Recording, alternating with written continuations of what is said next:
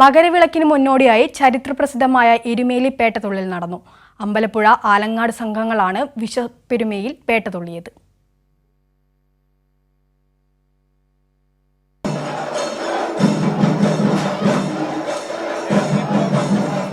അയ്യപ്പന്റെ മാതൃസ്ഥാനീയരായ അമ്പലപ്പുഴ സംഘത്തിന്റെ പേട്ടതുള്ളലായിരുന്നു ആദ്യം.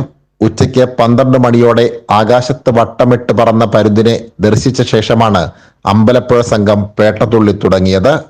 സമൂഹപെരിയോൻ N ഗോപാലകൃഷ്ണപിള്ളയുടെ നേതൃത്വത്തിലായിരുന്നു പേട്ടതുള്ളൽ. വാവര് പള്ളിയിൽ പ്രവേശിച്ച അമ്പലപ്പുഴ സംഘത്തെ ജമാഅത്ത് ഭാരവാഹികൾ പുഷ്പവൃഷ്ടിയോടെയാണ് സ്വീകരിച്ചത്. ജമാഅത്ത് ഭാരവാഹികൾക്കൊപ്പം പള്ളിയെ വലം വച്ച സംഘം വാവരുടെ പ്രതിനിധിക്കൊപ്പമാണ് വലിയമ്പലത്തിലേക്ക് പേട്ടതുള്ളി നീങ്ങിയത്.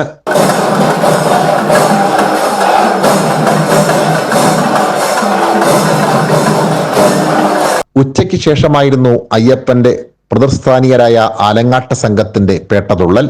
വാവരുടെ പ്രതിനിധി അമ്പലപ്പുഴ സംഘത്തിനൊപ്പം പോയെന്ന വിശ്വാസത്താൽ വാവർ പള്ളിയെ വണങ്ങിയ ശേഷമാണ് ആലങ്ങാട്ട് സംഘം പേട്ടതുള്ളിയത്.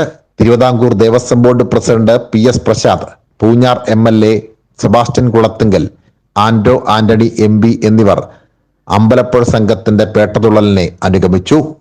സാംജിത് ആർപ്പൂക്കരയ്ക്കൊപ്പം സനോജ് സുരേന്ദ്രൻ, കൈരളി ന്യൂസ്, കോട്ടയം.